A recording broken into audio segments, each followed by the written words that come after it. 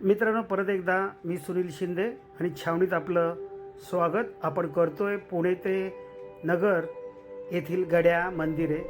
मी तुम्हाला हेही सांगितलं होतं की आजकाल गड्यांची अवस्था कशी दुरावस्था झालेली आहे. त्यातूनच आपण नंतर निघालो अकोळनेर येथे. अकोळनेरमध्ये समोर बघताय हा नगरकोट आहे. या नगरकोटाच्या आतमध्ये काही वास्तू आहेत. त्याच्याच बाहेर एक सुंदर देऊळ आहे आणि तुम्ही बघाल तर तिथे व्याघ्राचं एक शिल्पसुद्धा आहे. आता आपण मंदिराच्या आतमध्ये जाऊन दर्शन घेणार आहोत. मित्रांनो, आता अकोळनेर येथे आलेलो आहे. अकोळनेरची आपण गडी करणारच आहोत, पण तत्पूर्वी अकोळनेर येथे असलेलं जे मंदिर आहे मारुतीचं, ते बघण्यासारखं आहे. ते तुम्हाला दाखवतोय मी आता. अतिशय सुंदर असं हे मंदिर मारुतीचं. बजरंग बली की जय.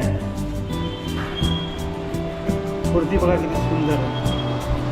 बांधकाम केले, दगडी बांधकाम केले बघा. सगळं जे आहे ना तेवढे दगडी बांधकामात केलेले. आता संरक्षणासाठी हे केलेलं आहे. तेवढं करून आपण तो अकोळनेरची गडी बघायला जाणार आहोत. समोर वेस पण आहेच. अकोळनेरची हा बुरुज आहे. बाकी ते सगळे आतमध्ये बंगले वगैरे झालेले आहेत. आतमध्ये बघायला पाहिजे.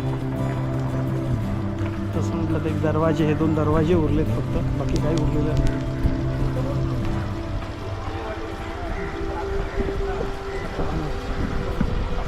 हे 2 दरवाजे.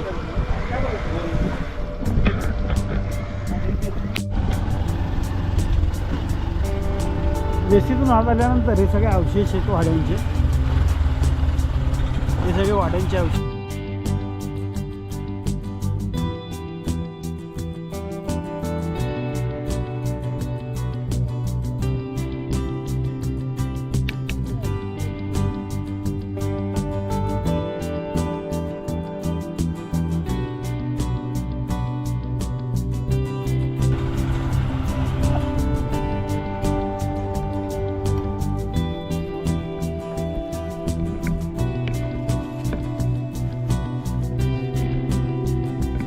तेथून निघालो आपण कामरगावकडे.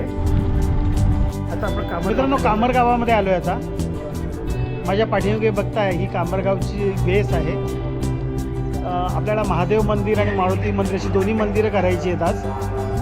नदीच्या बाजूलाच आहे, ओहळ म्हणता येईल त्याला. पण तेवढंच एक अवशेष आहेत, बाकीचे अवशेष नाही आहेत, पण बघण्यासारखं आहे. परत तुम्हाला एकदा सांगतो, आम्ही पुण्यापासून निघालेलो आहोत आणि नगरमधले गडी देवळं बारवही करतोय. तर आज इकडे आलेलो आहे. तर हा व्हिडिओ तुम्ही बघा. तुम्हाला काही सूचना करायच्या असतील, माझं काही राहिलं असेल तर तेही सांगा. बोला, तुम्हाला काय वाटतं? तुम्हाला असा अभिमान वाटत नाही का? हां, हे कामरगावची आमची प्राचीन वेश आहे.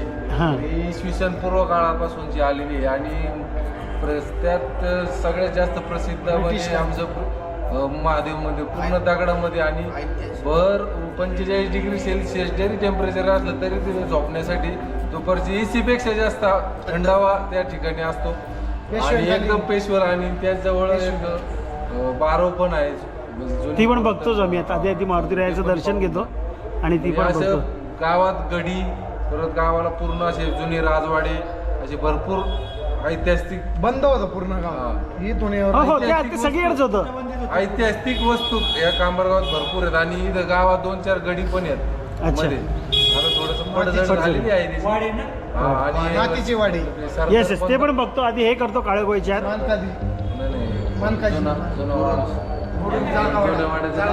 संतजी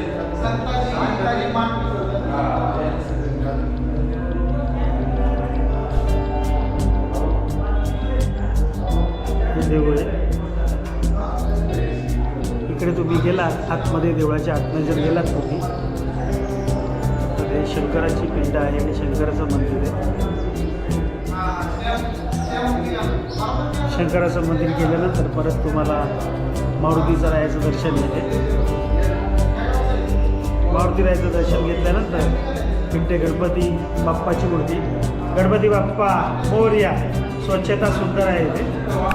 हा युवक, तर तुमचं नाव काय?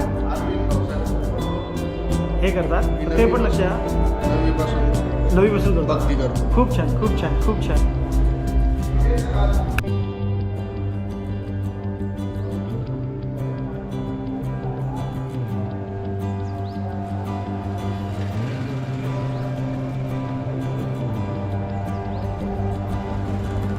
असतील आणि ते जर मदत करणार असतील तर ही एक चांगली आणि जमेची बाजू आहे, ज्याची आपल्याला आवश्यकता आहे.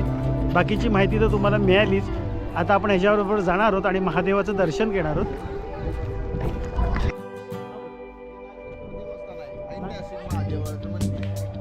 पूर्वीपासूनच आहे. पूर्वीपासून हां, दगडाचं. ते लहान लहान मुलं सगळे इथं भक्ती करतात.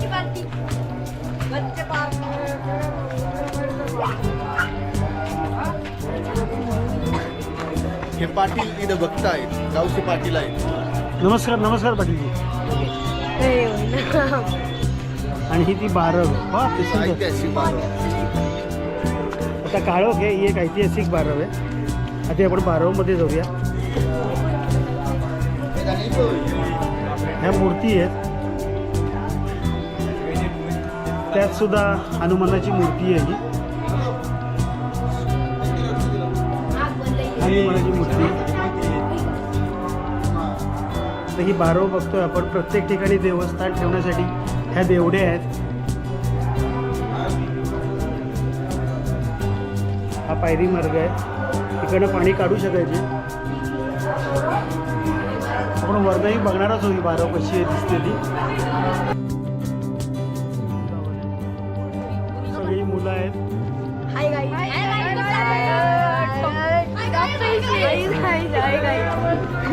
इकडनं आता आपण ह्या बारवाच्या वरतून चाललोय. तिथे एक शिलालेख सुद्धा आहे. काय लिहिलंय आता काळोखात आम्हालाही सांगता येत नाहीये.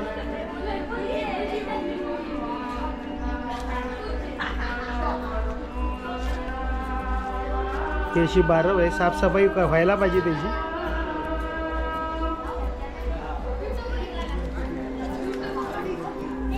परत तिचं हे रूप, या पायऱ्या आणि हे देवस्थान शंकराचं. तिकडे आपण जाणार आहोत.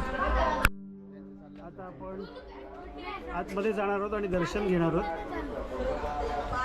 सर्वप्रथम नंदीचं दर्शन घेऊयात आपण. नंदीचं दर्शन घेतलं.